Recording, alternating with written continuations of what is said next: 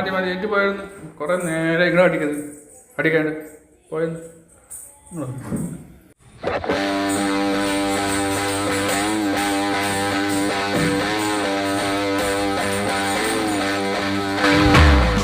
അച്ഛൻ്റെ ഫോൺ എടുത്തോളൂ.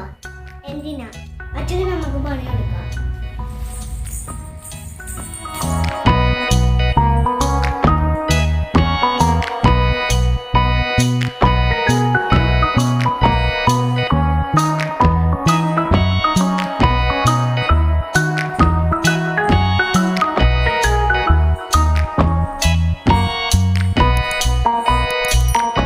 അച്ഛന് കൂട്ടുകാർക്ക് മെസ്സേജ് അയക്കാം. അത് വേണ്ട, നമുക്ക് വേറെ പണി കൊടുക്കാം. അമ്മൻ്റെ ഫോണിലത്തെ പൈസ അച്ഛക്ക് അയച്ചു കൊടുക്കാം. എന്നിട്ട് ഞാൻ അമ്മനോട് പറഞ്ഞു നോക്കാം. അച്ഛക്ക് നല്ലോണം കിട്ടിക്കോളൂ.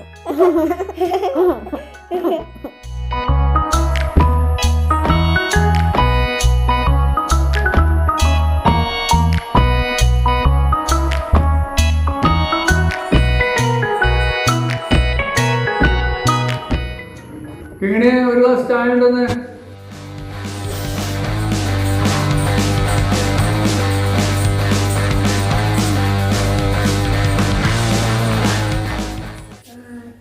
നല്ല ചായ കൊടുക്കാം.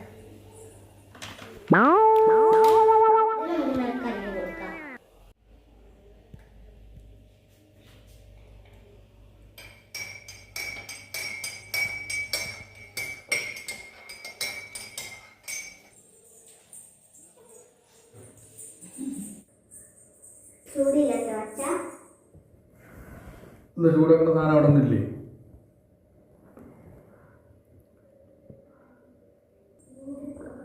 ചായക്കെന്താ വേറൊരു ടേസ്റ്റ്? ഏതൊക്കെ വല്ല ഇട്ടുണ്ടാവുമോ?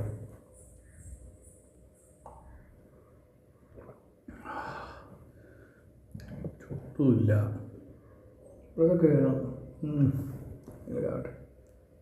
പൈസ അയച്ചു തരാൻ അമ്മയോട് പറയണ്ടേ? ആ പറയാ.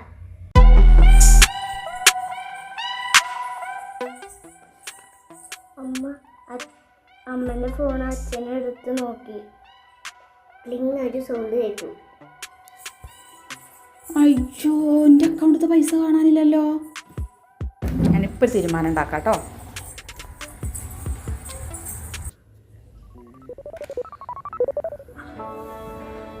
ഭയങ്കര സുഖമില്ലല്ലോ.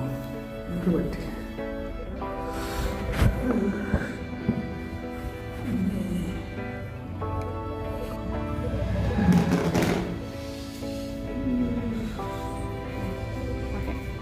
യോ, ആ എങ്ങോട്ടാ പോണേ? ഇവിടെ വന്നേ. എന്താണ്?